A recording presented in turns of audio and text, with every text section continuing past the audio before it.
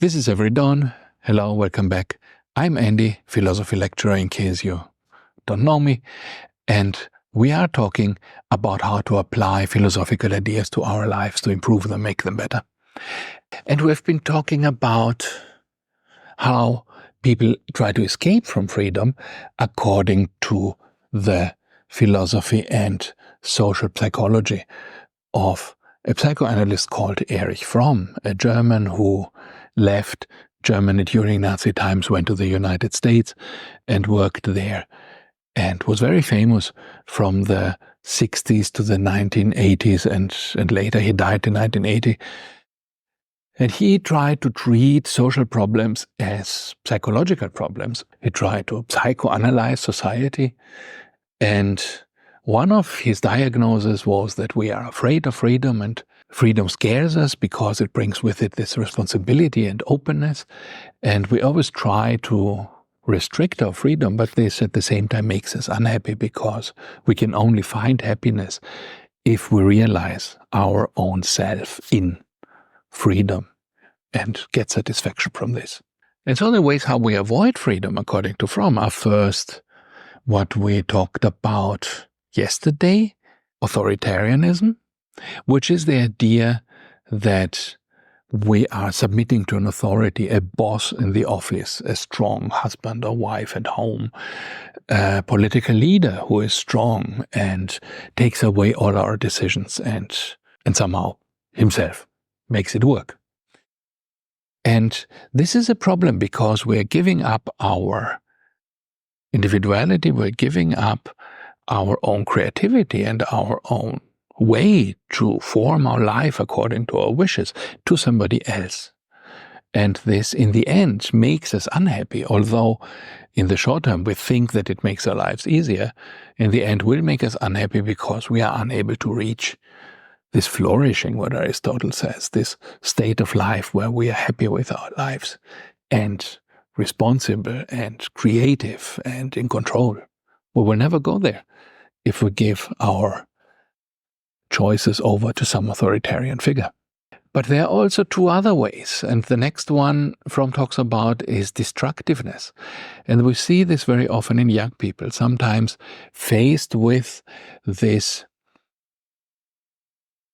problem of freedom, with this fear that freedom instills in us. What am I going to do now? I'm responsible for so many things and I'm not able to really respond, and I'm not able to take this responsibility because I don't feel that I'm strong enough or in control enough. Young people often have this because they don't yet, have a job. They don't yet have anything they have done that would give them a little more confidence. They don't see the future for themselves, especially today where the future is so bleak. And so they respond, Fromm says, with destructiveness. This is another way of responding. Destructiveness means that I attack what I am afraid of. And this is a natural response. It's a natural response because in the wild, if you have a wild animal or, like those prototypical ancient humans before there was a society. I mean, they see something scary, they see a lion, they see a tiger. What do? They go attack it because you cannot run away from it. So your best chance is to just attack it and see what happens.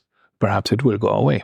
So being weak in a situation where you perceive yourself as not able to really make your life, create your situation that you want to have, destroying what you feel attacks you is a rational response, and is a response that is built into us. And we see this all the time, unfortunately, nowadays in our societies, with, for example, the rise in knife crime. The worse society is off, the worse people are off, the less rosy the future looks. And today for young people it doesn't look rosy at all, with all the problems of wars everywhere and atomic weapons being threatened by Russia and destruction of the natural environment and microplastics and global warming and whatever else there is. In this situation, as a young person, And AI, of course, unemployment. As a young person in this situation, you are afraid. You don't see any future for yourself. And what is the reaction? To destroy what you feel is threatening you, to destroy society. So you go out, you do all kinds of things. You drive drunk, you crash with your car, you destroy yourself, perhaps, or you try to destroy others. You take a knife and so you bully someone, or you refuse to work productively. You don't go to work, you stay at home, and therefore, again, refuse to engage with society. You refuse to do your thing. So these are various ways how we can try to respond to this threat by being destructive. But of course, Fromm says, and Aristotle would agree, there is no real point to this, because this does not change things. This does not improve anything. The situation is equally bad. It's worse, because now you're also against society, so society will come after you. They will do whatever they can to prevent you from harming others. You might end up in prison.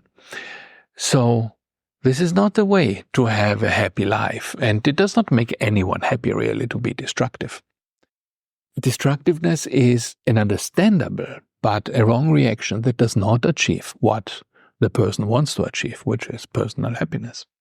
And destructiveness can also come in smaller forms. It can be in a house, again, the opposite form of this submitting to authority. Destructiveness can mean that I use my authority to destroy the life of others in my family, to make them miserable, because I fear that this situation is threatening me, this family is threatening me with giving me responsibility that I cannot respond to. So now I try to make their lives miserable in return. So all this is not good. And I think we should think about it, because every one of us probably has some impulse of destructiveness occasionally. I know that I have. Sometimes I will be angry, or sometimes I will shout at someone, or sometimes I will not do what I am supposed to do. Perhaps I would say it's procrastination, perhaps I would say it's laziness, but perhaps it is also sometimes destructiveness, and I'm just not willing to admit it to myself. So let's try to think where we show these destructive behaviors, because the first step in, improving this situation is to recognize it, and then to say, okay, here I am harming myself. By being destructive in this way, I am not doing anything good. I'm harming myself, and if I want to improve my life, then I really have to admit this to myself first, and then I have to see how I can change this behavior and actually accept the responsibility that freedom gives me. And if you want to know more, here's another video about the escape from freedom. Thank you, and see you next time.